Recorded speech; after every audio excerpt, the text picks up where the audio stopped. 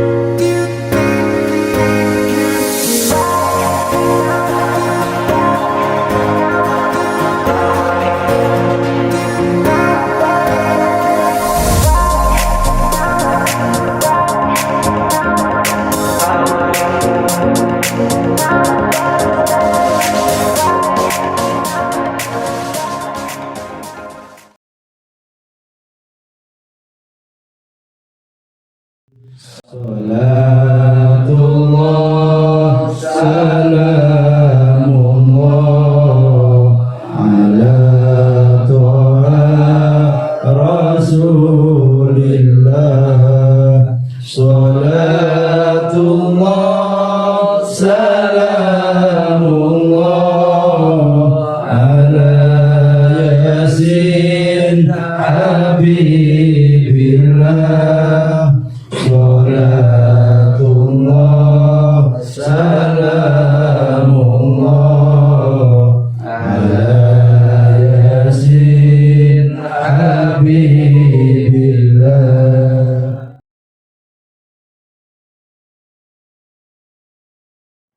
Labbaik Allahumma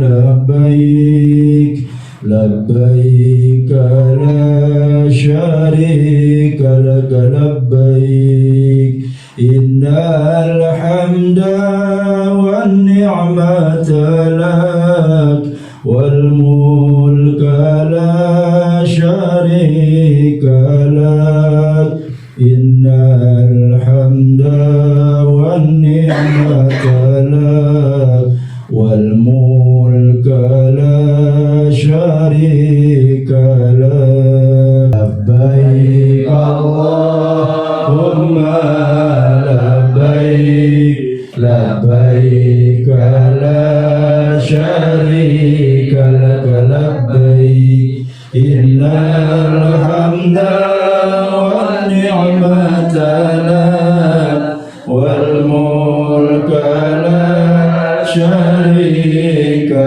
lak innal hamda wan ni'mata lak wal mulka la syarika lak.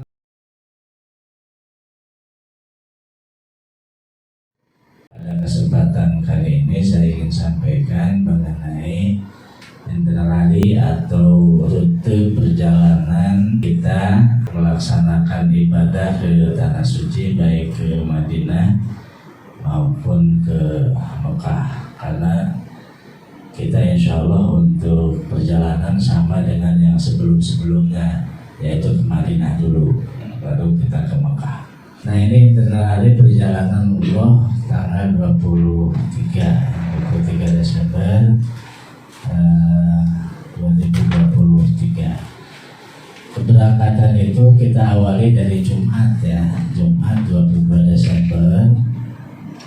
Nah, ini Cikampek Jakarta dulu. Dari Cikampek menuju Bandara Internasional Soekarno-Hatta. Jemaah berkumpul di kantor Azatur jam 22, jam 10 ya, jam 10 malam.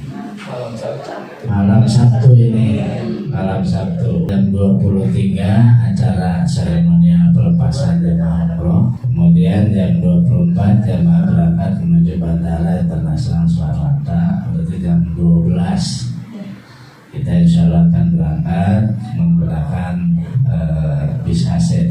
bis kecil ya. Terus itu untuk keberangkatan Cikampek Jakarta.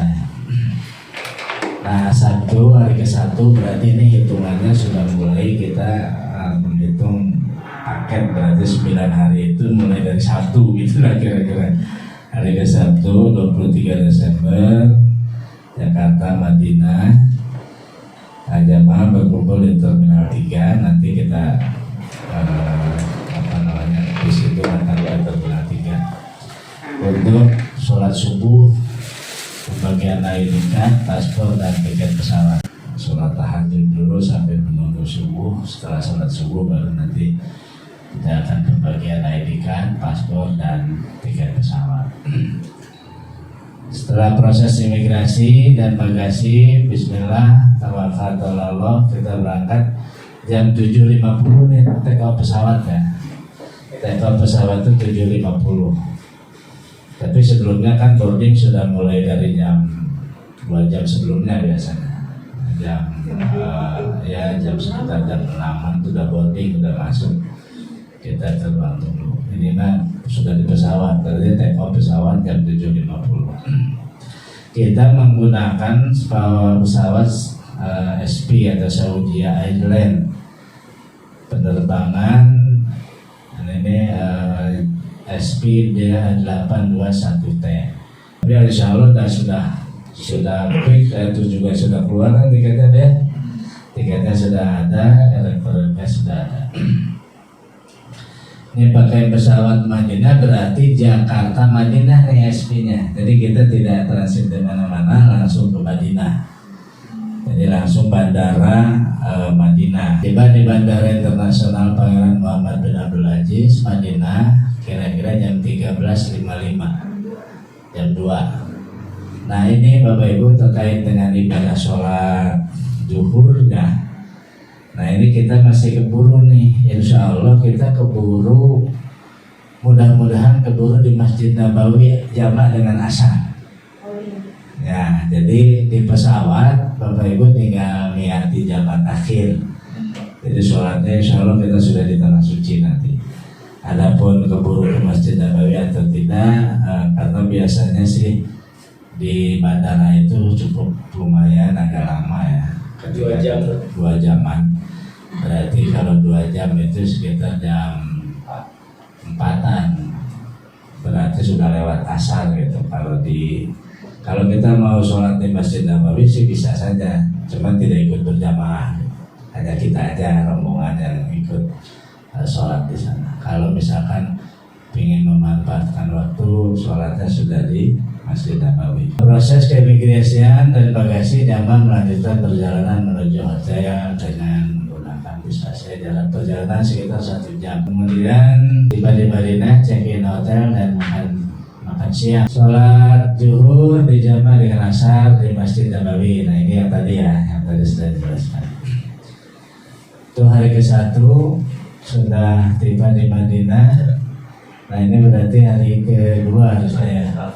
Hari ke-1 di bagian di Madinahnya masih yang banyak ibadah, kembali ke hotel istirahat. Ini udah di Madinah nih Pak, udah mulai di hotel kita berbanyak ibadah di Masjid Nabawi. Hari kedua, ini hari kedua di Madinah kita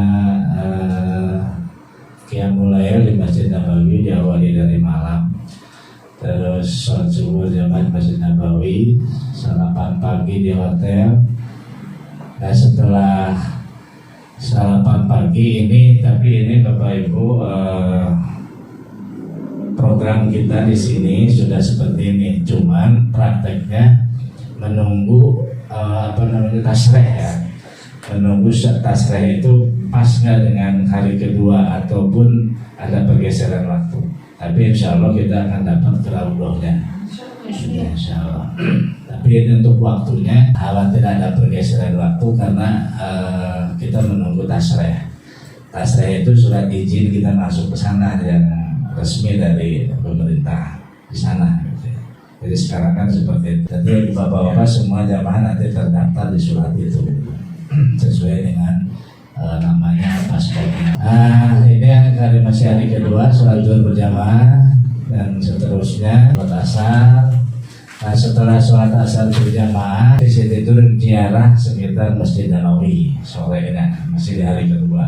Paginya kita kalau sesuai jadwal tadi kalau betul, kemudian sorenya kita ziarah di seputar Masjid Nabawi ya untuk napak tilas perjuangan. Di situ ada Sakifah, di situ ada Masjid Abu Bakar, ada Masjid Umamah, ada makom para sahabat di Baki dan seterusnya. Kemudian sholat maghrib berjamaah, kembali ke hotel istirahat. Hari kedua, hari ketiganya hari Senin ya 25 Desember masih di Madinah. Qiyamul lail, sholat subuh berjamaah. Nah, hari ketiga di Madinah itu kita akan ziarah atau city tour kota Madinah. Jadi setelah sholat zuhur, sholat subuh, sarapan pagi, siap-siap untuk ziarah atau city tour kota Madinah. City tour kota Madinah di sini ada Masjid Quba, pertama kali dibangunnya oleh Rasulullah. Kemudian ada kita akan jalan-jalan ke kebun kurma. Dan nanti lanjut ke Jabal Uhud ya, Jabal Uhud, tempat perjuangan Rasulullah perang Uhud. Di sana kita akan kunjungi. Kemudian juga akan ziarah ke makam para syuhada Uhud. Selanjutnya ke Masjid Qiblatain. Kalau masih kemarin di Qiblatain nggak boleh turun ya karena masih bersama. Kita kembali ke hotel. Ini hari ketiga ada kegiatan city tour Madinah. Kemudian sholat asar, maghrib, isya berjamaah di Masjid Nabawi. Kembali ke hotel. Nah, ini nanti malam keempat itu ada manasik lagi. Manasik seperti ini lah untuk mengingatkan karena besoknya kita akan melaksanakan ibadah umroh ke Mekah. Hari keempat ya. Hari keempat Selasa 26 Desember Madinah Mekah. Qiyamul lail di Masjid Nabawi. Setelah sarapan pagi jemaah diwajibkan mandi sunnah ihram untuk persiapan ibadah ihram. Nanti dijelaskan dalam manasiknya. Kabar dikumpulkan di lobi hotel untuk persiapan menuju Mekah. Setelah makan siang di hotel, check out hotel, jamaah berangkat berarti ini setelah sholat duhur masih di Masjid Nabawi.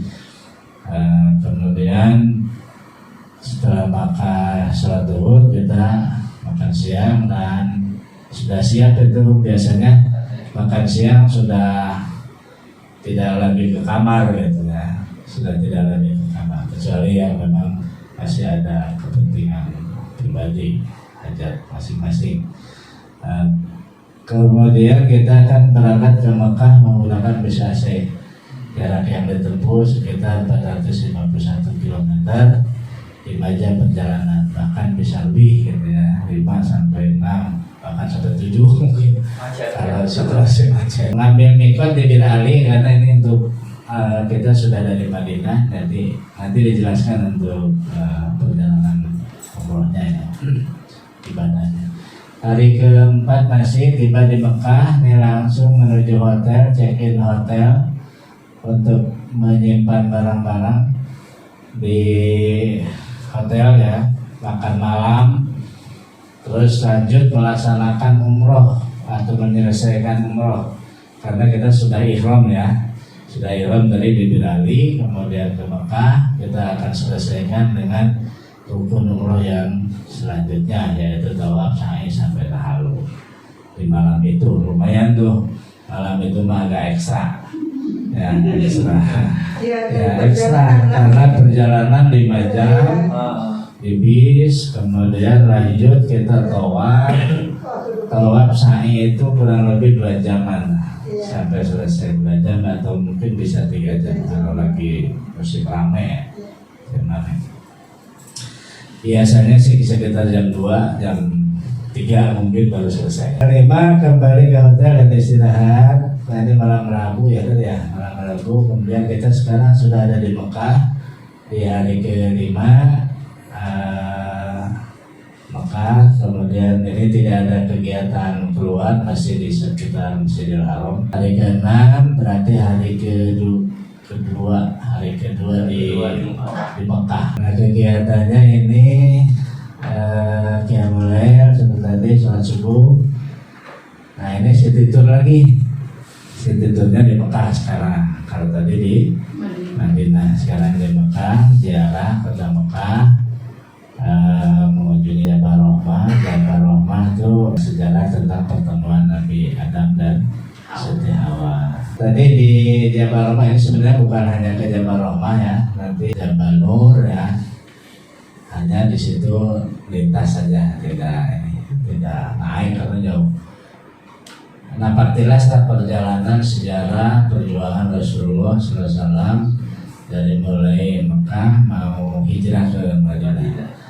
Dan di situ nanti kita akan lewati sampai ke Jabal Rahmah, yaitu terakhirnya di Jabal Rahmah. Selanjutnya kita masih city tour ini mengunjungi Padang Arafah ya, tempat digunakan atau dipakai untuk jamaah haji ya, jamaah haji besar. Di sini di Arafah kita akan singgah sebentar ataupun tidak turun, biasanya hanya melintas tapi bisnya pelan-pelan gitu. Untuk di situ kita akan Arafah, kemudian ke Musdalifah sampai ke Mina, mengunjungi Jabal Sur. Di sini juga hanya turun di bukit di bawahnya saja. Dan ini bisa dibalik sebetulnya perjalanannya, bisa ke Jabal Nur dulu, kemudian ke Jabal Rahmah, nanti ke Arafah, ke Musdalifah, Mina. Jabal Nur juga sama, ini melintas di mana di situ ada Gua Hiro ya, tempat turunnya wahyu yang pertama, surat Al-Alaq 1-5 ya, dalam sejarah yang kita ketahui saat ini. Dan insya Allah nanti kita akan lihat secara fisiknya. Nah, di waktu kita city tour Mekah ini, kita akan sekaligus melaksanakan umroh yang kedua dengan mengambil mikot di Jironah, atau bisa berubah ke Tanim sebenarnya, karena tergantung situasi. Kalau dari Jabal Rahmahnya agak siang karena Jironahnya cukup jauh, biasanya kita alihkan ambil mikotnya di Tanim. Tanim itu di Masjid Siti Aisyah dan jaraknya tidak terlalu jauh dari Haram, itu hanya 7 km. Kalau Jironah itu sekitar 21 km, jadi cukup. Ya, tapi ini situasional ya, Jironah atau Tanim untuk mikotnya. Nanti apa itu mikot nanti akan dijelaskan di materi. Terus dari Masjid Jironah atau dari Masjid Tanim, Masjid Siti Aisyah, kita kembali ke Mekah atau ke Masjidil Haram untuk menyelesaikan umrohnya. Tawaf, sa'i lagi. Ya, yang kedua tawaf, sa'i sampai tahallul. Dan untuk umroh yang diselenggarakan travel itu memang 2 kali. Jadi pertama umroh wajib, kemudian setelah di Mekah kita umroh lagi yang kedua. Adapun Bapak Ibu, saya ingin umroh lagi, boleh ya, boleh. Nanti tinggal ke Mutawid, untuk hanya memang tidak difasilitasi, tapi kita siap memandu gitu. Kita siap mengantar, kita siap memandu. Adapun biaya yang tadi itu untuk taksi saja, taksi itu 50 real. Baik, setelah selesai melaksanakan ibadah umroh yang kedua dengan tahallul kembali ke hotel. Ini hari ke-6, hari ke-7 hari Jumat. Nah, alhamdulillah ini untuk perjalanan kita, sholat Jumatnya di Masjidil Haram. Alhamdulillah kita insya Allah sholat Jumatnya di Masjidil Haram. Ya, mulai sholat Jumat di Masjidil Haram. Cuman Bapak Ibu, kalau sholat di Masjidil Haram Jumatnya jangan sampai kesiangan. Hari ke-8 hari Sabtu 30 Desember kita sudah mau berangkat kembali ke Indonesia.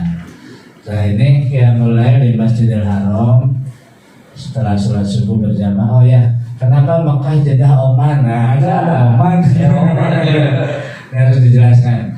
Karena gini Bapak Ibu, perjalanan kita kalau untuk keberangkatan langsung ke Madinah pakai Saudi Airlines. Kemudian kalau kepulangan ini Mekah, Jeddah, Oman. Artinya kita jalan-jalan ke Oman dulu, biar kita tahu negara lain. Kita berkualitas lah Bu, insya Allah walaupun transit. Artinya kalau dari Mekah harus ke Jeddah lagi, ke Madinah lagi, jauh lagi. Tapi kalau ke Jeddah kan cuma tinggal sebentar, dari hotel ke Jeddah 1 jam. Kemudian dari Jeddah ke Oman itu sekitar 3 jam. Nah di Oman tuh nggak lama. Kalau kemarin pengalaman saya di Qatar itu begitu keluar dari bandara harus masuk lagi ke gate yang kita akan berangkat. Jadi kita juga insya Allah begitu Bu. Jadi dari Jeddah ke Oman, kemudian kita proses imigrasi, koper nggak keluar, bagasi nggak keluar, kita nggak bawa apa-apa kecuali yang memang kita bawa ke kabin, itu harus dibawa. Makanya kalau pulang diusahakan jangan terlalu banyak bawa yang ke kabin, karena itu memang ditenteng ya kalau yang dibawa ke kabin. Nah keluar ya proses imigrasi seperti biasa. Dan begitu keluar kita diarahkan untuk ke gate, kita akan masuk lagi, beda gate aja. Pesawat yang Oman Indonesia. Ya, jadi di Mekah, Jeddah, Oman, Indonesia. Tiba di kota Jeddah. Setelah ini masih ada city tour lagi di Jeddah, di pusat pembelanjaan biasanya. Ya, pusat pembelanjaan di situ ada Alimu, ada Pak Saudin. Katanya orang Banten Pak. Orang Indonesia. Jadi di situ ada. Nah ini di Jeddah ya. Baru kita akan, kalau bisa, kalau mungkin kita ke Masjid Qisas, kalau tidak ya di situ aja biasanya. Masjid Apung juga dilarang, tidak boleh. Nah, sekarang ini tidak boleh kita ke Masjid Apung. Bakal Masjid Hawa, kemudian Bojong itu hanya dilintasin saja. Dalam proses keimigrasian bagasi jam-jam take off 19.45. Nah ini pulangan ya, semalam di malam 31. Tadi kita check out hotel. Nah ini begini. Ini mungkin situasional ya Bu ya. Nanti mengikuti panduan dari Pak Jajang atau Motowib itu check out hotelnya apakah sekitar jam 10-an sebelum zuhur atau setelah zuhur, karena kita akan berangkatnya malam dari dari Jeddahnya jam 19.45. Nah ini ngikutin nanti ya, ini situasional sudah.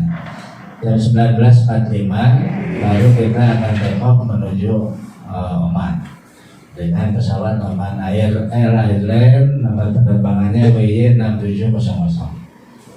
Bisa dicek juga nanti. Kemudian tiba di Bandara Internasional Muscat Oman jam 23.45. Jam 23.45 sampai di sana. Kemudian dari Oman jam 2.40. Itu jam 45 ya. Di Oman kita sampai kan jam segini nih. Jam 23.45. Jam 23.45 berarti jam 12. Kita berangkat lagi jam 2-an. 3 jam lah. 2 jaman lah, 2 jam. Jadi 2 jam, waktu 2 jam itu nggak berasa proses keluar dari imigrasi dan proses masuk. Dan itu kan memang antri ya, tidak seperti naik bis langsung turun langsung naik lagi. Oh iya. Ya, jadi nggak lama insya Allah nggak berasa. Saat tiba di Bandara Internasional Soekarno-Hatta jam 13.30 kita proses imigrasi, kemudian dari jam-jam, bagian jam-jam punya sertifikat.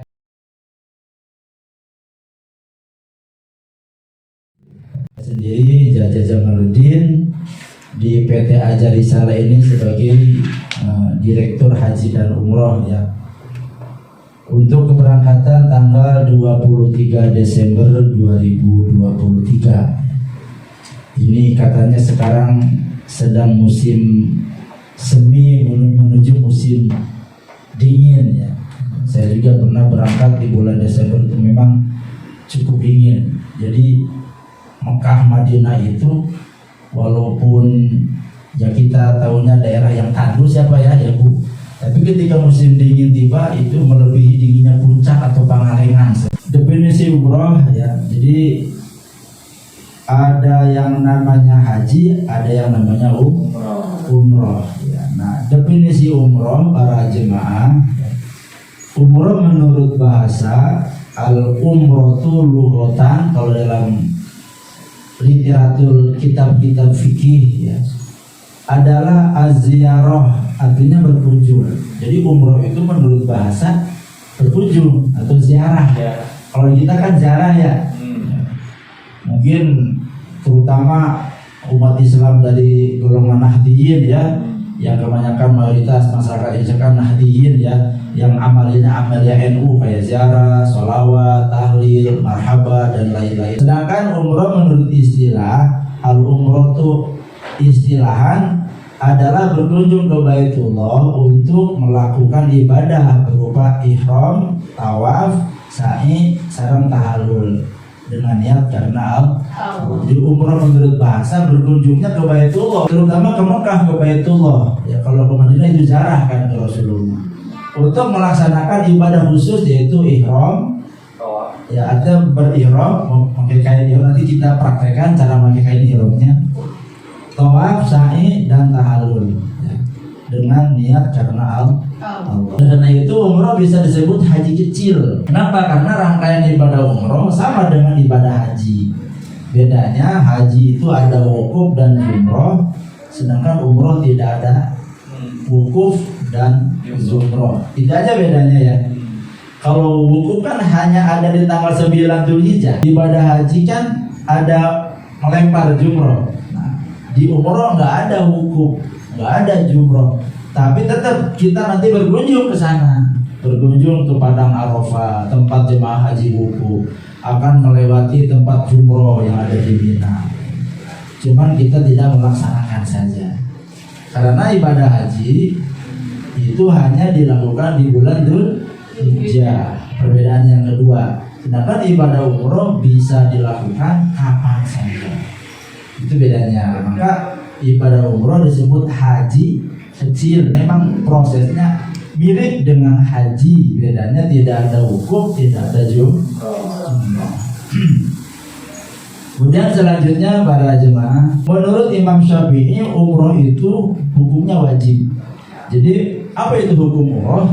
Jadi menurut Imam Syafi'i, kenapa saya ambil menurut Imam Syafi'i? Karena rata-rata madhab kita ya, rata-rata madhab Syafi'i ya. Kan ada 4 madhab, ada Hanafi, Maliki, Syafi'i dan Hanbali.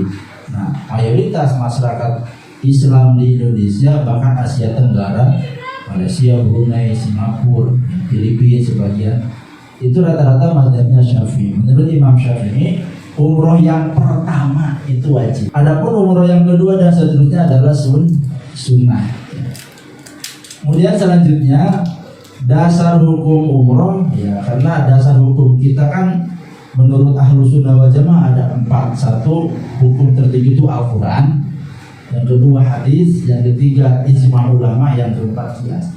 Dasar hukum umroh menurut Allah dalam Al-Quran sebagai pijakan yang paling utama. Ini dalilnya dalam Al-Quran, Allah katakan wa atimul hajja wal umrata lillah, dan sempurnakanlah haji dan umroh. Jadi kalimat dan sempurnakanlah haji dan umroh jadi berbarengan. Kenapa dibilang umroh wajib? Karena secara hukum, secara verbal kalimatnya sempurnakan ibadah haji. Apa hukumnya haji? Kan wajib. Hukum Islam yang kelima. Maka hukum umroh pun sama karena ada kalimat dan gitu. Ada kata sambung dan. Maka dengan kata sambung dan, hukum yang kedua pun sama dengan hukum yang pertama. Maka hukum umroh pun wajib seperti itu.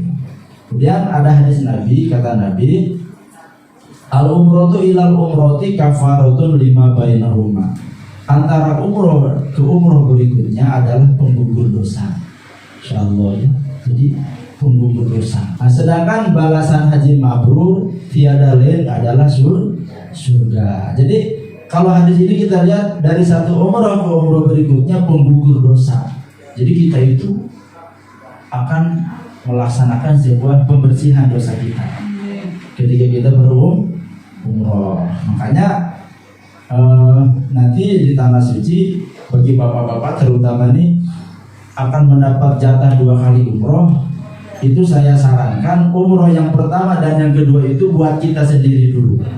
Karena nanti secara hukum ada yang namanya umroh mengganti atau membadalkan orang lain bisa. Yang umrohnya kita, tapi kita niatkan untuk yang sudah tiada. Ayah kita yang sudah meninggal belum sempat umroh, ibunda yang sudah wafat belum sempat umroh, bisa kita umrohkan, namanya badal umroh. Tapi nanti saran saya mah umroh yang ketiga keempat kalau masih sanggup tenaga kita. Cuman jatah dari travel hanya 2, makanya yang 2 ini semuanya buat kita usahakan. Karena ada hadis Nabi dari satu umroh ke umroh berikutnya adalah penggugur dosa. Berarti kita dianjurkan 2 kali umroh. Biasanya umroh pertama kan pas datang ke Mekah tadi sudah jelaskan ya. Nanti umroh yang kedua biasanya hari kedua di Mekah, hari ketiga di Mekah biasanya umroh lagi. Nah, umroh yang ketiga keempat baru kita untuk orang yang sudah tidak ada ya.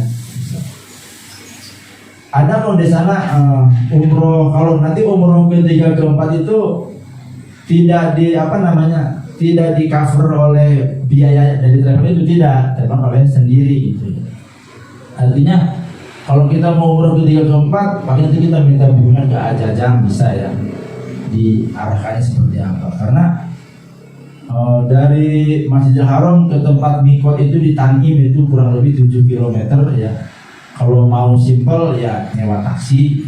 Tapi kalau mau yang gratis ada di sana, ada bus ya dari Masjidil Haram setengah kilo jalan kakinya ke terminalnya gitu. Tapi gratis di sana, pulang pergi gratis. Kemudian pada jemaah rahimakumullah, panduan dan tata cara mengerjakan ibadah umroh. Yang pertama, kita adakan persiapan umroh dulu.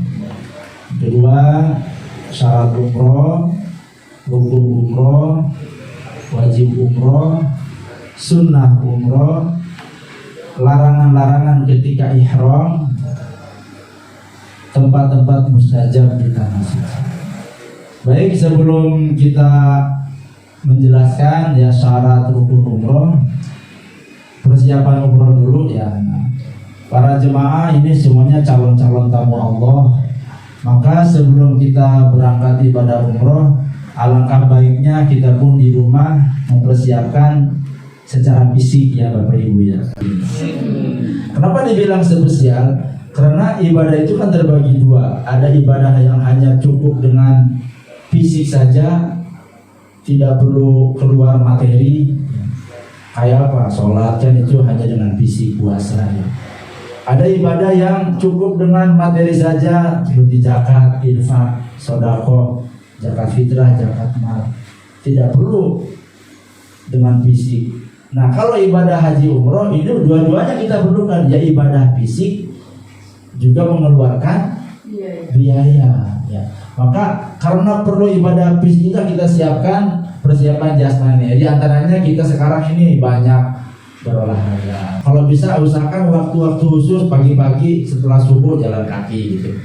Kemudian sebagai ikhtiar yang kedua disuntik flu, ini ikhtiar aja ya. Kalau dulu ada kewajiban meningitis ya, sekarang sudah dihapus. Arab Saudi menghapus syarat meningitis, tapi sebagai ikhtiar kita di sini disuntik flu lah. Ikhtiar ya, apalagi sekarang kan lagi musim musim pancaroba nih di sana ya, transisi dari musim panas ke musim dingin kan. Takutnya yang namanya kita kan pertama beda tempat, beda jarak, kadang kan badan kita belum beradaptasi secara normal ya. Itu sarannya ya persiapan jasmani. Menjaga kondisi fisik dengan mengatur pola makan, istirahat dan tidur. Persiapan rohaninya pada jemaah. Kalau tadi jasmani, persiapan rohaninya siapkanlah bekal nasi. Itu niat yang lurus. Ya, niat luruskan dulu bahwa ibadah umur kita diayasanes karena Allah. Badai nyumpunan kewajiban sebab perintah Allah. Niatnya karena Allah. Sebab ayat hadis Nabi innamal a'malu niat. Semua amal tergantung niat.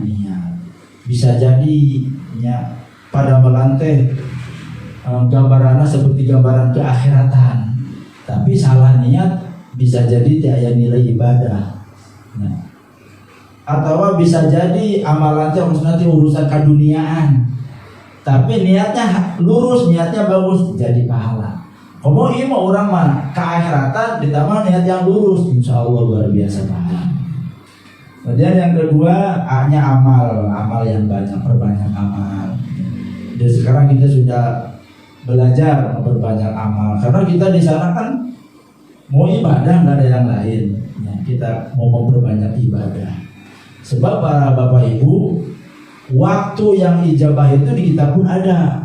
Waktu-waktu di ijabah doa diurangi ayat tengah wengi, cenanya atau sholat tahajud. Kata Nabi, setelah waktu asar itu waktu-waktu ijabah. Lamun pamungket mah bapak-bapak, antara khotib ketika turun dari mimbar mau khutbah kedua itu doa yang diijabah. Setelah sholat Jumat itu doa dijabah. Tapi kalau tempat yang diijabah nggak ada yang spesial kecuali di tanah suci itu. Nah, maka manfaatkanlah tempat-tempat yang diijabah doa, kita manfaatkan doa sesering mungkin di situ. Nanti ada di akhir tentang tempat-tempat yang mustajab. Kemudian yang C-nya sabar yang tanpa batas. Orang bilang sabar ada batasnya, kita mah enggak, sabar tanpa batas. Kurang tancekin. Sebab di sana pun kita mungkin akan menemui yang membuat kita emosi lah. Tapi kalau kita sudah sabar, ya kita sudah sabar. Yang berikutnya ikhlasnya, kita ikhlas karena Allah sifatnya. Jadi ini persiapan rohani, niatkan yang lurus, amal perbanyak, sabar yang tanpa batas, dan ikhlas yang masih. Itu barangkali. Selanjutnya syarat umroh ada 5. Yang pertama Islam.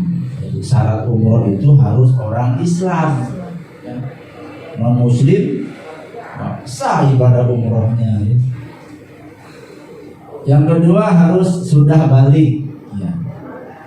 Balik itu berarti orang yang sudah wajib melaksanakan segala perintah Allah, ya, dan wajib meninggalkan segala larangan Allah. Jadi kalau anak-anak ibadah umroh dia belum memenuhi syarat, ya, ayah murang kali ngiring umroh seorang sepunan sampai 5 tahun ngiring ngincik ya, gitu. Ya dia belum memenuhi syarat umroh. Jadi ketika dia sudah umroh, setelah nanti dia dewasa, dia tetap dianggapnya belum melaksanakan kewajiban umroh. Ada kabar 5 belum syarat yang itu. Kemudian yang ketiga berakal. Artinya dia berakal. Seluruh amalan-amalan ibadah dalam Islam ya yang 3 ini syarat mutlak. Ibadah apapun yang 3 ini syarat mutlak. Sholat, zakat, puasa, ini yang syarat mutlaknya Islam balik berakal. Orang yang belum balik tidak wajib melaksanakan kewajiban. Orang yang tidak berakal tidak wajib melaksanakan kewajiban. Sebab ada hadis yang mengatakan, kata Nabi, rubi al-qalam an salasin. Allah angkat catatan dari 3 golongan. Diangkat catatan maksudnya tidak dicatat sebagai sebuah kebaikan atau keburukan. Kalau dia berbuat ibadah enggak dicatat sebagai ibadah gitu. Dia berbuat kesalahan enggak dicatat sebagai perbuatan dosa, enggak dicatat oleh Allah. Untuk 3 golongan, yang pertama kata Nabi, anena ini hatta yastayqizo, orang yang tidur sampai dia bangun dari tidurnya, itu enggak dicatat sebagai kebaikan atau keburukan. Ya, anu kersare tuh. Jadi anu kersare mah dari catat dosa atau ibadah. Iya. Ayah jelema sare jam 11 nanti blok tibura sampai ngorok. Gugah teh jam 3. Apa yang dia lewatkan sholat? Zuhur. Dia enggak dosa. Orang dia lagi tidur kok. Dia enggak dosa. Kurang kaliwatan sholat zuhur. Langsungnya sholat. Tapi sudah habis waktu zuhur, berarti namanya sholatnya kodoan. Tapi dia enggak dosa. Beda ya mah. jam 11 ngobrol di sawah, belum balik di pasar, belum istirahat, rohor, kaliwat sampai asar kali itu orang kan. Kita mah dosa ada nyari kita mah. Kemudian harus berakal, ini udah jelas. Kata Nabi yang kedua, wa anis sobi hatta yahdalima. Anak kecil sampai dia balik, maka anak kecil tidak dicatat perbuatan baik atau buruknya. Walaupun dia berbuat baik, mungkin orang tua yang kebagiannya, ya kebaikannya. Yang ketiga, wa anil majnun hatta yaqifa. Orang gila sampai dia sembuh dari gilanya. Orang gila tidak dicatat sebagai amal. Maka di sini yang ketiga, syarat ibadah itu adalah berakal. Kemudian yang keempat, syarat untuk merdeka. Merdeka itu jiwanya merdeka gitu. Tidak ada dalam kepemilikan orang lain. Kalau dulu di zaman dulu itu namanya hamba sahaya ya. Sekarang udah nggak ada hamba sahaya. Jadi dia secara jiwa raganya tidak ada dalam kepemilikan orang lain. Merdeka. Yang kelima, mampu atau istitoah. Nah, mampu yang pertama secara finansial, mampu aya ongkosnya. Yang kedua, mampu secara fisiknya sehat. Yang ketiga, mampu secara keadaan dan kendaraan. Artinya gini, kita uang punya, fisik sehat, tapi pesawatnya teu aya. Nyari kumaha berangkatna. Berarti tidak mampu secara kondisi dan keadaan. Atau pesawatnya ada yang sudah siap, tapi sudah seminggu ini, sebulan ini cuacanya buruk terus, nggak ada yang pesawat take off, berarti belum wajib juga kan. Atau berarti tidak mampu namanya kan. Atau pesawatnya ada, semuanya sudah siap, tapi di Arab Saudinya sedang ada keadaan perang umpamanya. Bisa pesawatnya kena rudal, nyasar gitu kan. Yang terakhir, nah ini mampu secara keilmuan. Maka rata-rata yang umroh itu dimanasik dulu biar secara keilmuan mampu. Jangan sampai ibadah kita tidak dibekali ilmunya, akhirnya ibadahnya salah gitu ya, salah dan tidak tahu gitu. Dan kenapa setiap mau haji umroh ada manasik? Karena ibadah haji umroh kan beda. Kalau sholat kan ya kita rutin 5 kali sehari semalam, puasa rutin setahun sekali. Ibadah haji umroh kan jarang ya, maka harus perlu dimanasik. Jangan sampai salah ya. Ketika salah pakai kain ihram nggak tahu larangannya, dilabrak terus kan gitu. Jadi akhirnya kena dam, jadi batal dan lain-lain. Nah, sekarang kita sedang manasik ini adalah untuk memenuhi istitoah secara keilmuan. Kemudian para jemaah, rukun umroh. Apa itu rukun? Nah, rukun itu sebuah kewajiban atau suatu hal yang mesti dilakukan selama kita dalam proses ibadah itu rukun. Jadi sesuatu yang mesti dipenuhi oleh seorang muslim ketika dia sedang beribadah tersebut, itu namanya rukun ya. Jadi kalau rukun ini dalam proses itu tidak terpenuhi satu aja, berarti lalu sholat mah sholatnya batal. Sama umroh juga, umrohnya jadi batal kalau yang salah satu rukun umroh ini tidak terpenuhi. Jadi selama dia berumroh jangan dilanggar, itu salah satunya. Kalau dilanggar berarti batal gitu, mesti diulang lagi seperti itu. Nah, yang pertama niat, ya niat sambil berihram. Yang kedua tawaf, yang ketiga sa'i, yang keempat tahallul, yang kelima tartib. Jadi rukun umroh cuma 5 Bapak Ibu, cuma 5 niat. Saya yakin semua yang namanya ibadah itu pasti rukun yang pertama niat ya. Niat mau sholat, puasa, zakat, haji, umroh pun yang nawaitul umrota wa ahramtu biha lillahi ta'ala. Saya ulangi, nawaitul umrota wa ahramtu biha lillahi ta'ala. Artinya saya niat dan berihram untuk melaksanakan umroh karena Allah Ta'ala. Atau ada niat yang lebih praktis, labbaik Allahumma umrotan, labbaik Allahumma umrotan, labbaik Allahumma umrotan. Ya Allah, aku penuhi panggilanmu untuk berumrah. Dua-duanya boleh. Ya, pilih salah satu boleh, silakan. Tapi Bapak Ibu jangan khawatir, nanti ini niat ini akan selalu dibimbing oleh mutawif di sana. Jadi jangan khawatir ya. Nanti niat ini kalau umroh pertama tadi sudah Bapak Haji Ajat jelaskan, ketika Bapak Ibu check out dari hotel dari Madinah biasanya jam 2 siang ya berangkat, dan kemudian sholat 2 rakaat sholat sunnah untuk ihram, dan kemudian kita baca niat di situ ya, baca niat. Kalau sudah baca niat berarti kita sudah keadaan berihram ya. Hal yang dilarang ketika berihram harus dijauhi ya, karena kita sudah berniat.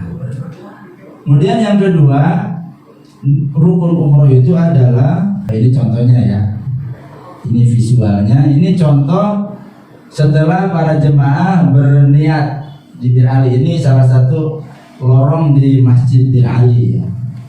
Biasa nanti dipoto-foto dulu buat kenang-kenangan. Ini jemaah ini habis sholat sunnah di Masjid Bir Ali ya, kemudian mau naik bus. Itu nanti biasanya di dalam bus. Bir Ali itu kalau dalam kitab fikih namanya Zulhulaifah. Bir Ali itu asalnya Bi'run Ali. Bi'run itu sumur, jadi sumur Ali. Selanjutnya rukun umroh yang kedua adalah tawaf. Syarat tawaf yang pertama punya wudhu. Jadi bapak harus punya wudhu ibu ya ketika tawaf. Madhab lain atau pemahaman lain dia megang Quran nggak perlu wudhu, ada itu. Maka jangan kaget kalau ada seseorang muslim kita tahu dia nggak punya wudhu tapi megang Quran, jangan aneh. Nah termasuk yang harus punya wudhu adalah tawaf.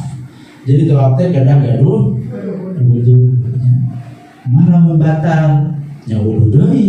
Dilakukan 7 putaran. Dilakukan di Baitullah, di pelataran Ka'bahnya. Terus berputar berlawanan arah jarum jam. Jadi berputar upami jam akan kadieu ya. Urang mah kadieu gitu. Moderna ya. Jadi mungkin posisi Ka'bah aja di paling kiri. Nah, jadi kita ieu Ka'bah kayak ieu berarti. Jadi Ka'bah ada di sebelah kiri. Jadi nanti ya mohon. Tapi nanti tetap buat bapak-bapak yang terbuka adalah tangan kanan ya, tapi Ka'bah di sebelah kiri. Kemudian nah ini posisi Ka'bah ada di sebelah kiri orang yang bertawaf. Yang keenam, nah untuk laki-laki pundak dan tangan kanan harus terlihat. Nah pertanyaan tadi kumaha menuju tawaf teh batal. Ya batal nanti soalnya keluar angin lah. Wudu terus widai di mana mulainya? Di Hajar Aswad, tapi putaran yang keempat. Tong di 0 deui, kalau di 0 batal deui moal anggeus-anggeus. Diladi.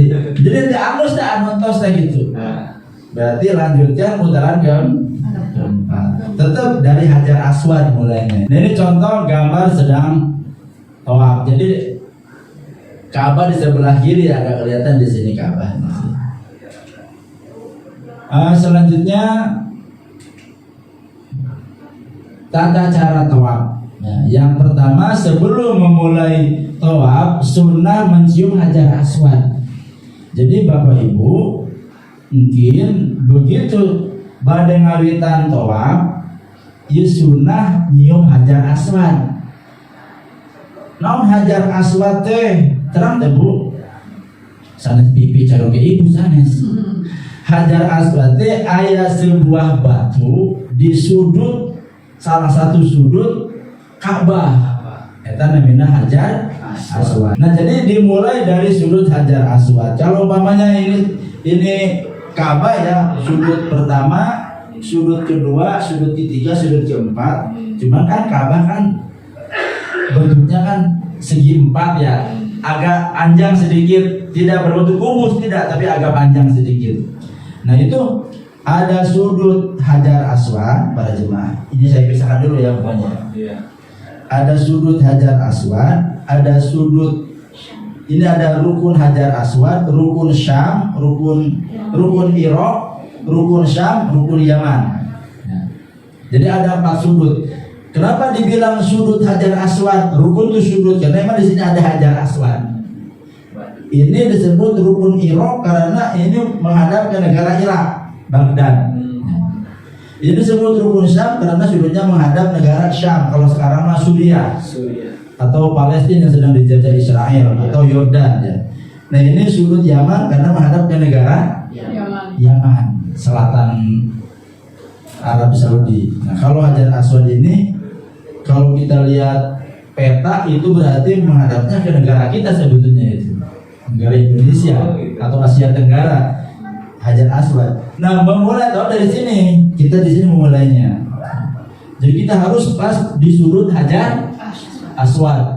Jadi caranya begini. Kita lihat, oh itu Hajar Aswad. Nanti kita lihat ke arah kanan ada lampu hijau Pak di atas. Di sebelah kiri Hajar Aswad supaya pas ngaluruskan lempeng teh yang Hajar Aswad. Nah, orang ngalir kakenca. Nah, orang kan berkerumun ribuan ratusan kan. Nggak akan langsung katingali kan Hajar Aswad. Hajar Aswad orang mungkin kakak turun ningali aya lampu hijau. Jadi di pilar-pilar lengkungan itu ada lampu hijau. Lempeng kan lempeng itu urang puisi nanti tengah-tengah garis antara lampu hijau sareng Hajar. Nah kalau sudah lurus kita lihat di sini Hajar Aswad ke sana lampu lurus. Nah baru kita di situ start. Caranya gimana? Di sini kan sudah mencium Hajar Aswad. Sebab dulu Nabi upami bade tawafnya Nabi nyium Hajar Aswad ini. Nabi nyamperkeun dicium. Tapi ayah nama mungkin Bapak Ibu. Oh, jangan repot kumaha nyium nah. Paling panangan kan kieu. Nungguan kosong atuh Hajar apa Ka'bah mah. Nah, sekarang kita caranya gimana? Cukup melambaikan tangan ke Hajar Aswad namanya istilam sambil menghadap. Cukup Bapak kieu. Bapak ngalieu panangan kieu tah. Untuk kedah kieu teh kedah.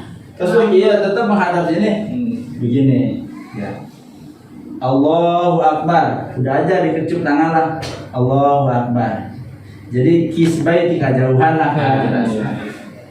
Nah baru kita memulai tau. Wah, nanti kita muter terus sampai ke Hajar Aswad lagi, itu namanya satu putaran. Nah baca Bismillah Allahu Akbar. Ya, yang kedua berniat melakukan tawaf. Kita niat dalam hati mau tawaf. Yang ketiga setelah menyelesaikan tawaf, sholat sunnah 2 rakaat. Nanti Bapak Ibu nuju tawaf nguling teh macam naon mungkin ayah nggak bimbing. Nah, apalagi sekarang ada earphone enak nih. Rata-rata jarang pakai earphone sekarang nih, spesial dikasih earphone.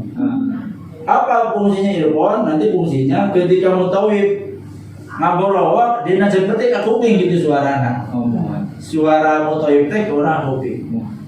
Jadi nanti bacaan-bacaan ketika tawaf teh urang kantun nuturkeun mutawif we. Suara motoyib teh as-sholatu aya kan cek urang ieu. Urang kantun nuturkeun as-sholatu wassalamu. Ausin. Sebetulnya memang tidak ada bacaan yang khusus dibaca. Cuman memang ada nanti di buku panduan ajaran para ulama, ajaran dari ulama-ulama salaf, setiap putaran itu beda-beda. Ya, beda-beda.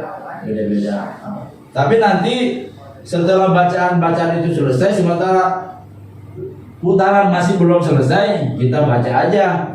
Kalau dari Hajar Aswad menuju rukun Yamani itu bacaannya Subhanallah walhamdulillah wala ilaha illallah wallahu akbar la haula wala quwwata illa billah. Umpamanya kan Pak Ustaz tadi cenah aya bacaan khusus. Umpamana bacaan khususna tos tamat ya dipimpin ku mutawif. Nah, macam naon deui? Sesuai memperbanyak tadi subhanallah alhamdulillah wala ilaha illallah wallahu akbar la haula wala quwwata illa billah. Nah, nanti dari rukun Yamani ke Hajar Aswad, ke rukun Hajar Aswad bacanya doa sapu jagat. Apa yang bisa Rabbana atina fid dunya hasanah wa fil akhirati hasanah wa qina adzabannar wa adkhilna jannata ma'al abrar ya aziz ya ghaffar ya rabbal alamin. Itu dari rukun Yamani ke Hajar Aswad. Oh Pak Ustad, kumaha lamun can anggeus putus nepi manten, moal ada luas. Di sana kan luas. Kadang-kadang kita sampai bisa baca 2 kali 3 kali doa itu, baru sampai ke rukun Hajar Aswad. Ya itu maksudnya contoh ya. Panjang ya. Itu doa-doa yang dibaca. Nah setelah selesai tawaf, pas sudah sampai 7 putaran sampai di Hajar Aswad, pas ke-7 udah selesai.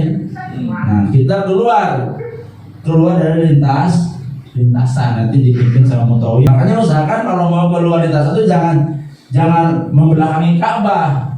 Yuk Ka'bah langsung tadi menengahnya pas keyep gitu kan. Nah mari kita bari mati tapi gigi ternyata 2 rakaat yang Nabi ajarkan tuh di dekat makom Ibrahim, tapi nggak mungkin sebab posisi makom Ibrahim itu adanya di lintasan tawaf, kurang bisa kalulu jemaah tawaf. Maka udah aja di luar, nanti tawafnya agak jauh dari Ka'bah, cuman tetap sejajar lurus dengan makom Ibrahim. Kita sholat 2 rakaat. Kemudian setelah sholat, nah ini sholatnya nanti masing-masing Bapak Ibu. Nah nanti sholat di situ dengan khusyuk Bapak Ibu silahkan berdoa. Semua ungkapan harapan keinginan keluarkan di situ. Pak Ustaz madoana berbisa bisa ke bahasa Sunda. Enggak. Allah mengerti karena bahasa Manawi. Ya, silakan berdoa di situ. Doa naon wae mangga. Hayang ka bayar hutang. Hayang ka jual sawah, umur diri. Silakan doa di situ. Hayang meuli mobil diri da kamari gunakan minum air zam-zam. Sunnah minum air zam-zam. Haus kudu hayang minum kita. Insyaallah. Nah ini contoh gambar video sedang minum air zam-zam tusi beli haus gini. Nanti Bapak Ibu setelah sholat keluar dari lintas sholat. Nah ini Ka'bah ya. Ini Ka'bah. Kita di sini nih, ini anggaplah wajah kita nih. Kita kemudian di sini air zam-zam banyak, nanti di sini kita ambil zam-zam. Nah ini contoh Bapak Ibu. Jadi minum air zam-zam itu adalah sunnah Rasul. Maka caranya pun kita ikuti Rasul. Kata Nabi, sebelum minum air zam-zam baca doanya dulu. Jadi doanya itu Allahumma inni as'aluka ilman nafi'an wa rizqan wasi'an wa syifaan min kulli da'in. Baru diminum. Pak Ustaz, kok tadi saya lihat sambil berdiri, kan minum itu adabnya duduk. Nah betul. Memang ada minum itu jangan berdiri. Nabi menyuruh kita minum itu harus duduk. La tashrab qa'iman kata Nabi. Jangan minum sambil berdiri. Tapi khusus untuk minum air zam-zam boleh sambil berdiri. Kenapa boleh? Sebab Nabi pernah melakukannya. Boleh berdiri. Berdiri. Justru kalau duduk mungkin lebih madorot, kayak tajong batu, halangan batu. Ini sambil berdiri, makanya tadi posisinya kita berdiri. Ini anggaplah ini wajah kita nih. Kita menghadap Hajar Aswad sambil pegang airnya, sambil baca Allahumma inni as'aluka ilman nafi'an wa rizqan wasi'an wa syifaan min kulli da'in wa saqamin. Niat dalam hati, apa keinginan kita? Insya Allah Allah kabul. Ya Allah hoyong sehat. Abiku ijazah hoyong sehat. Insya Allah sehat. Hoyong leungit haus insya Allah. Ya emang haus dari hoyong marah insya Allah marah. Sebab kata Nabi maul jam-jam 5 syuribalah. Minum air jam-jam tergantung niat apa yang kita inginkan. Insya Allah kabul. Setelah selesai minum air jam-jam, udah selesai, kemudian kita berangkat menuju tempat sa'i. Maka selesai ya rukun umrah yang kedua, yaitu tawaf.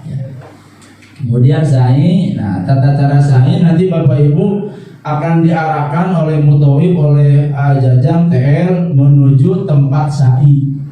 Ya, tata cara sa'i nanti dimulai dari Bukit Sofa berakhir di Bukit Marwah. Bedanya kalau tawaf muter gitu ya.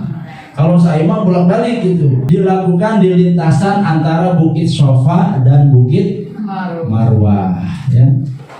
Yang keempat, nah, jadi Bapak Ibu nanti diarahkan ke Bukit Sofa awal mula melaksanakan ibadah sa'i. Nanti setelah sampai Bukit Safa menghadap Ka'bah ya, sambil baca doanya ya, dipimpin oleh inna sofa wal marwata min syai'in faman hajjal baita awi tamarat, terus dibimbing sama motor, kita ikutin. Setelah selesai baru kita berangkat menuju Marwah. Kalau saya lihat itu jarak Sofa Marwah itu kurang lebih hampir setengah kilo lah. 500. Hampir 500, tapi nggak nyampe sih. Mungkin sekitar 430 meter lah gitu. Hampir setengah kilo.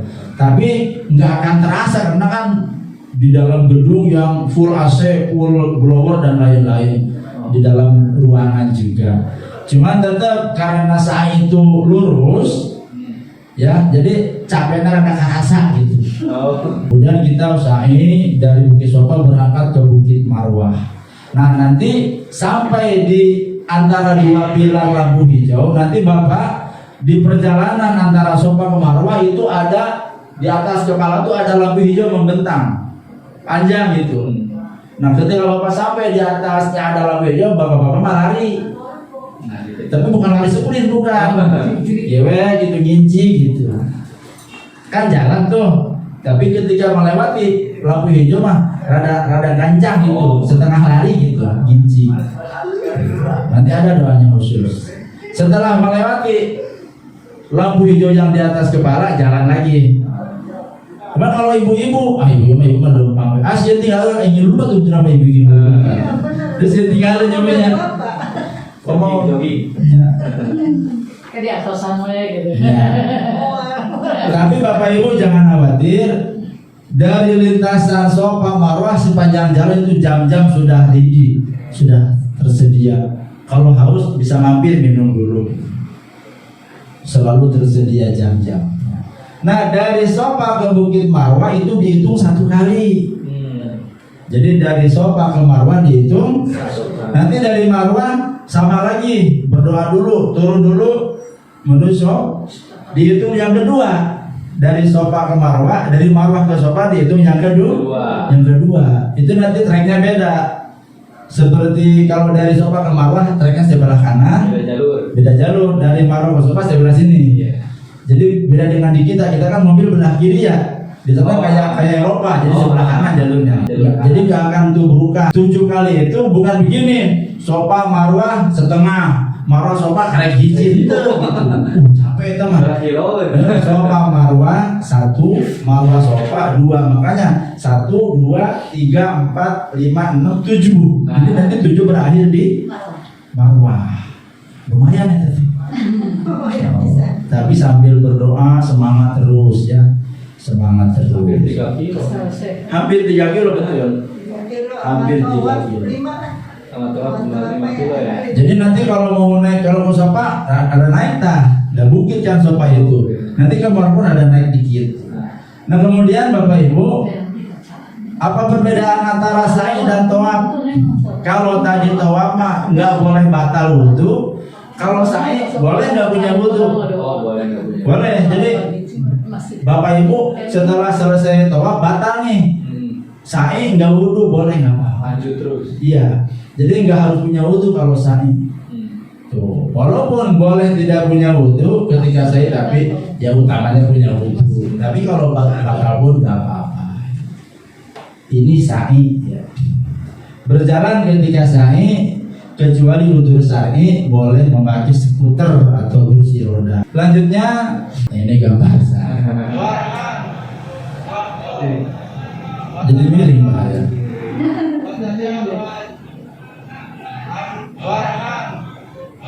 Ini doa-doa dari tawaf sama, ada yang bimbing, kita mah hanya ikut aja. Itu contoh tadi ketika tawaf sa'i sambil membaca ya. Nah yang terakhir, setelah kita sampai di Bukit Marwah, putaran terakhir atau apa namanya sa'i yang terakhir, berarti selesai kita ya, selesai di Marwah. Nah kemudian kita tinggal satu lagi rukun umroh, yaitu tahallul. Apa itu tahallul? Tahallul itu menggunting atau mencukur rambut sekurang-kurangnya 3 helai. Selesai. Nanti Bapak Ibu setelah di Bukit Marwah berdoa, kemudian keluar dari pintu Marwah menuju keluar area luar ya, area belakang masjid berarti. Nanti Bapak Ibu bertahlul, dicukur. Siapa yang mencukurnya? Karena kita baru selesai tahalul, ya kita dicukur dulu sama yang sudah bertahalul gitu. Jangan kita bertahalul sendiri, jangan. Bagusnya kita nanti dicukurnya sama yang sudah tahalul atau dia sudah pernah umroh lah gitu ya. Berarti mungkin aja nanti yang duluan menggunting kita atau nanti mutawi. Nanti Bapak Ibu nggak usah bawa gunting lah, yang bawa gunting mah yang mutawif aja. Di sana nanti banyak joki Pak, banyak joki yang dia jasa menggunting gitu. Itu kadang-kadang anak kecil tuh, anak-anak usia SD lah. Tahalul dia megang gunting gitu. Urutannya pertama niat dulu, kemudian tawaf, kemudian sa'i, baru tahalul. Enggak diacak, niat langsung sa'i, baru tawaf. Jadi harus berurutan. Ini contoh tahalul sedang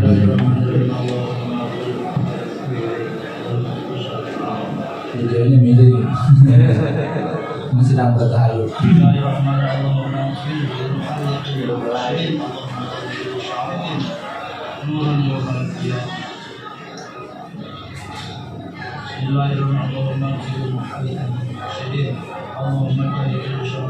Jadi Bapak Ibu dengan bertahalul yang dilarang ketika ihram sekarang sudah boleh lagi. Tadi selama Bapak keluar dari hotel kemudian niat di Bir Ali ya kemarin itu kan. Nah, sampai Bapak bertahalul nggak boleh itu dilanggar larangannya. Nah, setelah bertahalul boleh, yang tadinya tidak boleh sekarang boleh lagi. Nanti apa aja yang nggak boleh nanti diterangkan ya. Lanjut wajib umroh. Nah ini kalau tadi rukunnya ini wajibnya. Wajib umroh yang pertama berihram dari mikot, namanya mikot makani. Tadi sudah kita jelaskan Bapak Ibu berihram di Bir itu wajib berihramnya di Bir Ali, jangan di tempat lain gitu. Capek niat nama karena di mikot di Bir Ali itu harus ya.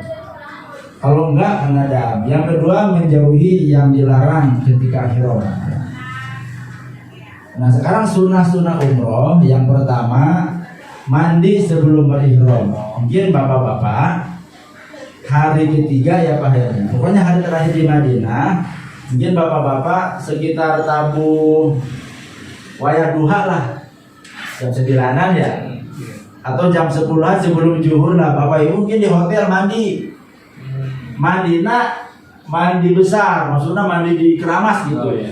Nah niat ihram, niat mandi ihram. Maka Bapak Ibu niatnya nawaitul ghusla lil ihram sunnatan lillahi ta'ala. Nawaitul ghusla, jangan ada cahaya mana nih? Ada cahaya, nggak ada ya. Nawaitul ghusla lil ihram, mencukur bulu ketiak, mencabut bulu ketiak, bulu ketek ya. Terus mencukur kumis, terus dikurut sanes, dicukur, terus dicukur nganggo ya teh zilet sanes, sampai habis dicukur aja gitu. Kemudian mencukur bulu kemaluan ya, ini sunnahnya ya, sunnahnya, dan memakai wangi-wangian. Bapak Ibu terus beres, nganggo kain ihram di hotel, terus siap nganggo wangi-wangian, nyak sengit, nganggo minyak rambut, semuanya sudah kelimis lah gitu ya.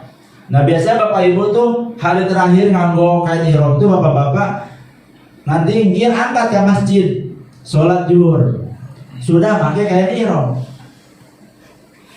Ya, terus nganggo kain ihram. Mungkin sholat zuhur biasanya di jamak sareng asar di Masjid Nabawi ya.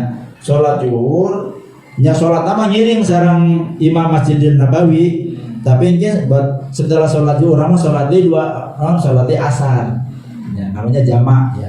Kemudian setelah selesai sholat jamak, jadi bapak ibu atau sholat asar atau namanya jamak takdim ya.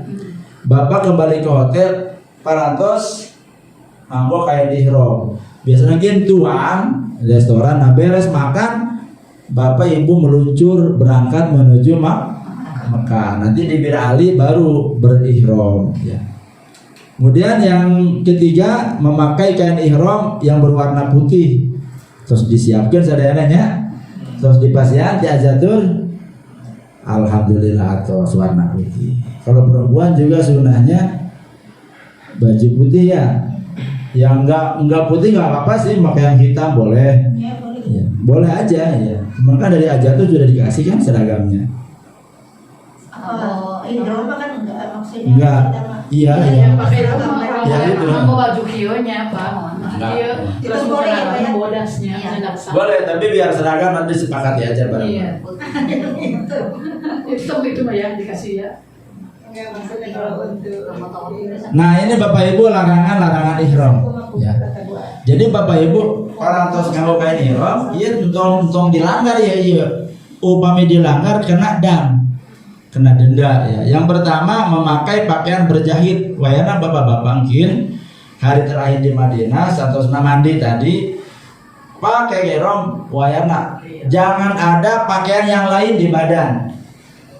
Kaos oblong, kolor, cidi, celana dalam, boxer, nggak boleh. Serempak nggak boleh. Nggak boleh. Istilahnya berbulucun gitu.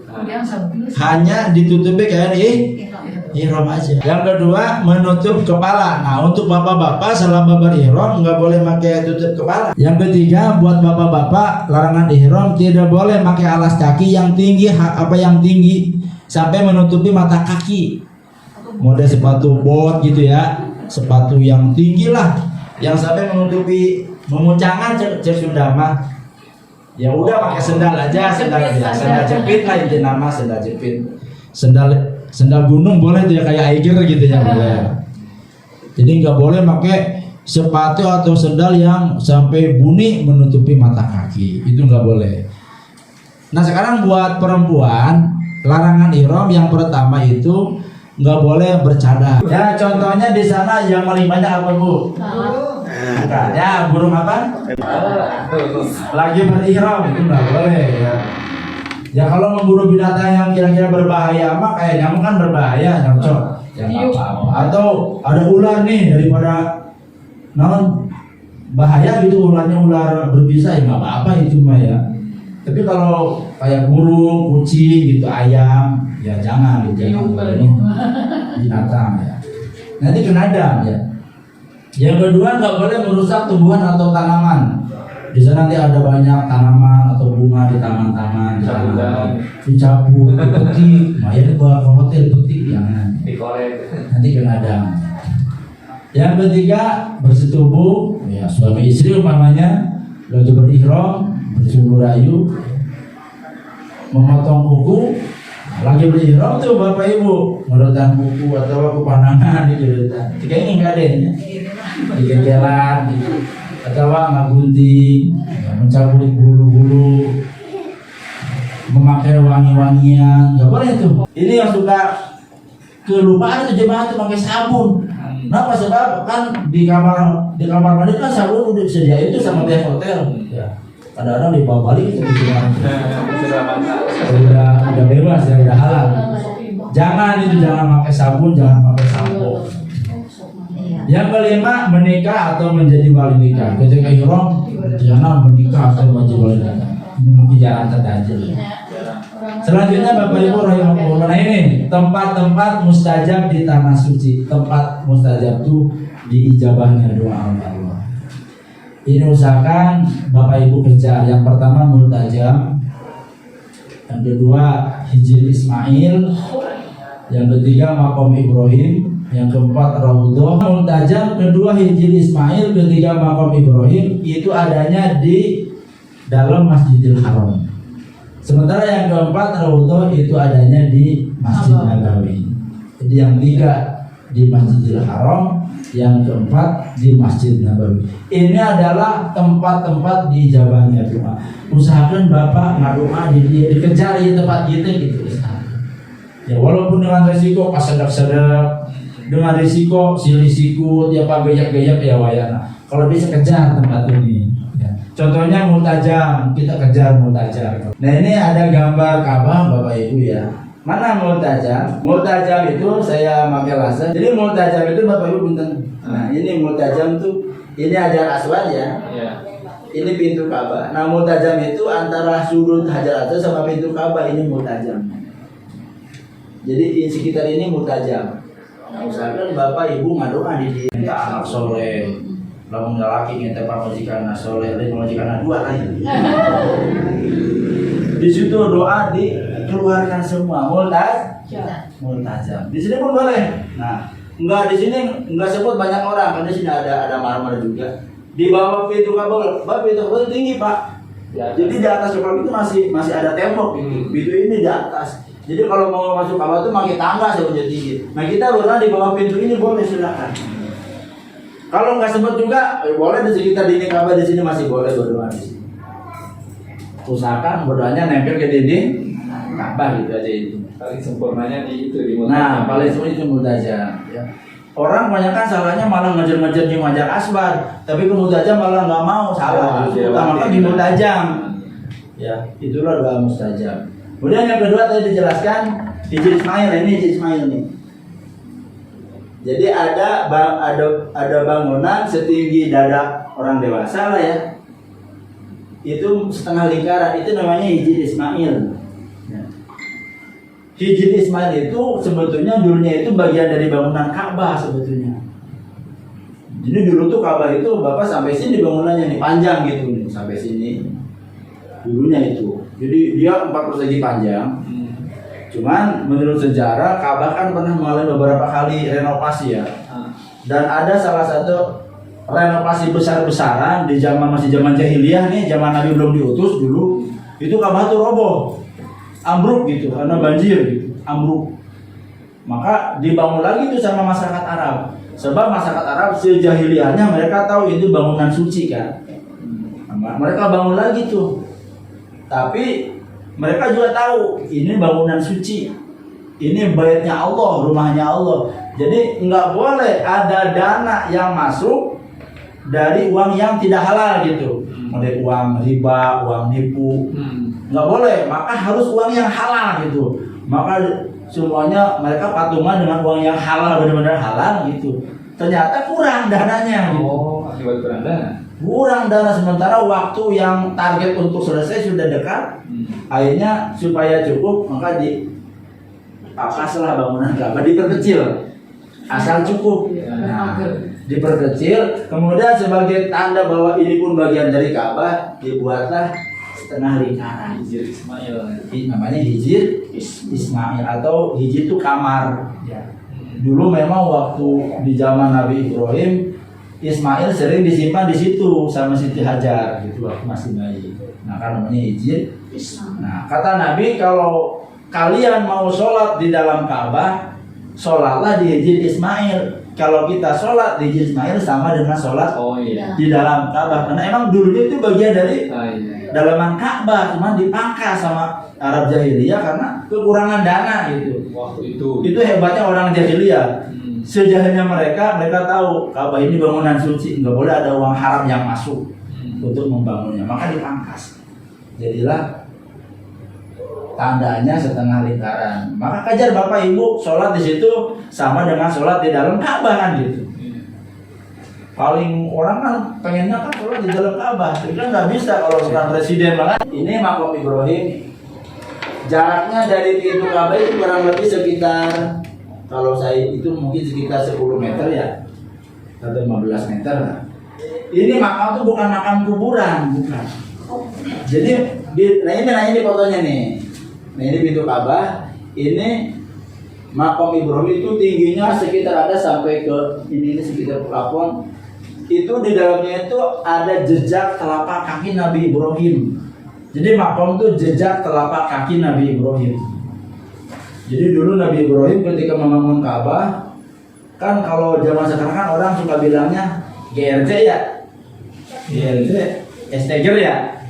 Nah, Nabi Ibrahim ketika membangun dia duduk, dia di atas batu berdiri gini, membangun pakai adukan gitu. Jadi kalau makin tinggi itu batu naik sendiri, yang izin Allah gitu, geser sendiri gitu, kayak lift gitu. Saking lamanya beliau berdiri di atas batu sampai dekok batu teh.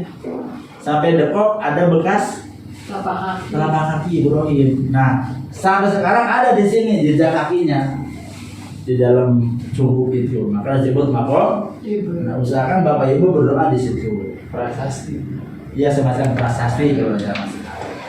Kemudian ini rukun Iraqi yang sebelah sana ya. Rukun Syam, ini rukun Yamani ini ada. Nah, kalau di Masjid Nabawi tempat yang mustajab tuh Raudhah. Ya. Kalau dulu sebelum Covid bebas ke Raudhah, mau kapanpun, mau beberapa kali pun bebas. Tapi semenjak umroh dibuka pasca Covid, sekarang mah diatur hanya 1 kali datang ke Raudhah. Ada tasreh. Tasreh itu surat izin masuk Raudhah. Apa itu Raudhah? Kata Nabi, nah ini Raudhah lagi penuh nih. Kata Nabi, ma baina baiti wa minbari raudhatun min riyadil jannah. Hadis riwayat Bukhari Muslim. Kata Nabi, antara rumahku dan minbarku adalah salah satu taman atau raudhah daripada taman-taman surga. Seolah-olah sholat di taman surga. Digeser aja, digalilah makam di bawah. Serius. Nah, sekarang jadi makam Rasul. Makanya kata Nabi, antara rumahku di sebelah sini berarti ya, atau sebelah sini nih, dan minbarku sebelah sini minbarnya nih. Minbar tempat beliau khutbah. Jadi naik ke atas. Nah, antara rumahku dan minbarku itu adalah Raudhah. Maka kita usahakan sholat di situ di Raudhah. Baik ibu maupun bapak. Kita leluasa, sholatnya bisa sampai 7 menit 10 menit dikasih waktu. Bebas, maka usahakan di sana doa yang banyak, yang lama.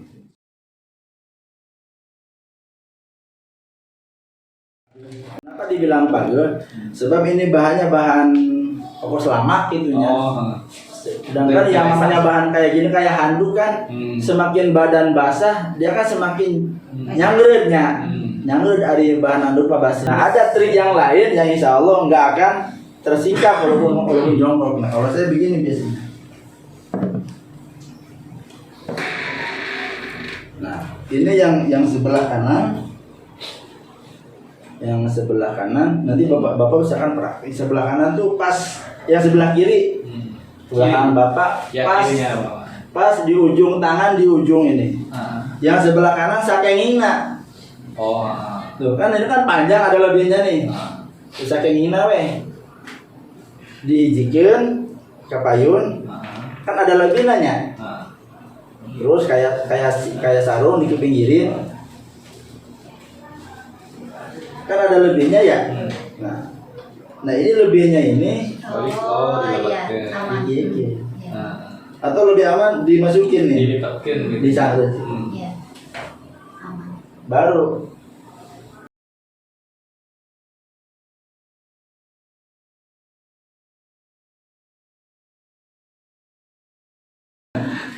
Insya Allah ini nggak akan, karena kan tadi Maling gitu kan. nggak akan. Iya. Jadi ini udah kayak sarung kayak gini, jangan. Iya. Mual ngongkong, mual jongkok ya. Semuanya. Mual. Gitu. Kalau saya mah jarang pakai sabuk. Tapi kalau Bapak kurang yakin, nggak apa-apa pakai sabuk. Kalau kurang yakin gitu. Jahitannya tuh Pak itu. Sabuk nggak ada jahitnya Pak. Oh, nggak ada. Ini pakai yang kayak gini nih. Oh iya. Apa namanya? Paku. Kegedean. Pemimpin Madinah ke Makkah biasa kosong tuh Pak. Bulan? Di Makkah ke Madinah, di Madinah Makkah biasa kosong tuh. Biasa mau. Biasa kosong. Biasa mau. Nah gini. Oh gitu. Aku di bawah ini ya Pak. Iya, di bawah. Mana ya? Nah, kalau yang bagian atasnya ini mah fleksibel sih, fleksibel. Yang penting tangan kanan aja. Iya. Nah Bapak Ibu selama bukan sedang tawaf boleh makanya begini boleh. Oh. Begini boleh. Selama bukan tawaf. Selama bukan tawaf. Atau tawafnya udah selesai. Atau udah selesai boleh begini. Hanya kan musim Kalau dinginnya. udah- Dingin tiris yo. Dingin sekarang. Kan dingin gitu. Nyalimut. Habis dibucin gitu tiris boleh. Kaos kaki harus bawa tuh kaos kaki. Mitosnya Itu kan udah dari bir-ari kita iya, tadi. habisnya Boleh.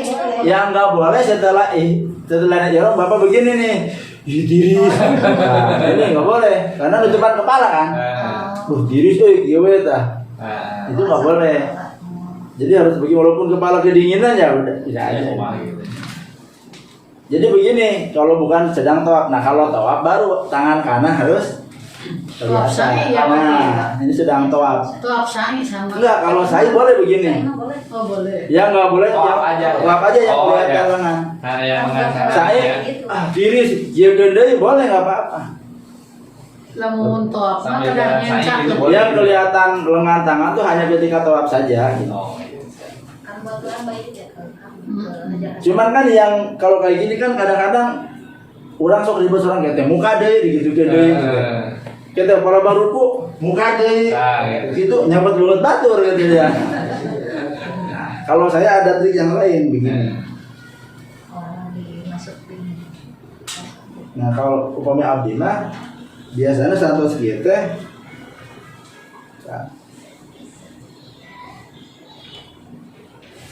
nah, itu berapa ya nganggo. Gimana abdinya lira ya, sebenarnya kan silakan sih masing-masing selera. Saya aturan khusus. Iya, tidak ada aturan baku. Nah, ini masuk kieu. Nah, nganggo Tapi enakan gitu bagus kelihatannya. nganggo Tapi kok iya na sujudna tuh iya. Enggak, ini kan maksudnya sampai di luar. Oh, Oh di kalau kan Oh, sabukan samping. Iya, maksudnya. iya Ya, kalau keluar. Ay tanang mah udah sujud na napakali kan. iya bukan lagi kayak tadi. Napal kali. Nah, iya ini masuk dia. Enakan gitu. Gini aja. Nanti kalau mau tawaf ini dikeluarin. Nah, gitu. Nanti habis tawaf masukin lagi. Oh, jadi kayak baju. Iya kayak piyama ya. Piyama, Nah, piyama, gitu. baju piyama, baju tidur. Kalau mau simpel gitu. Jadi sabuknya itu Di bawah itu. dipakainya setelah pakai atasan juga gitu. Kita kalau gini kan sholat nggak ganggu, Allahu Akbar, Benar. nggak ganggu. Kalau tadi mah kita pernah baruku murah deh, dikebukin deh. gitu.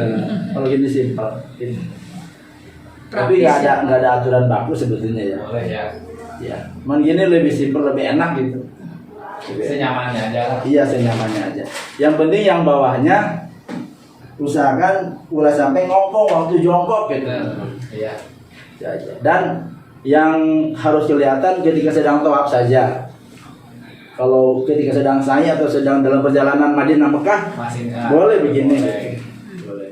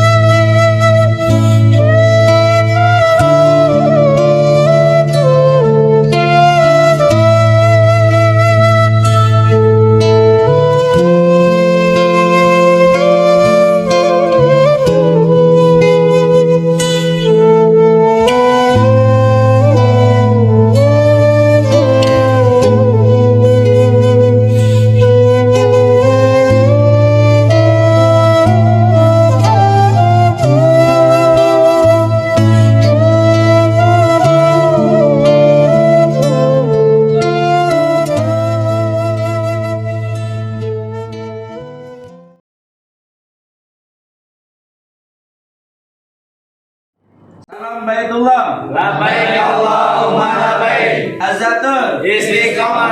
Azzatur. Amanah. Azzatur. Berkah. Takbir. Allahu Akbar. Allahu Akbar.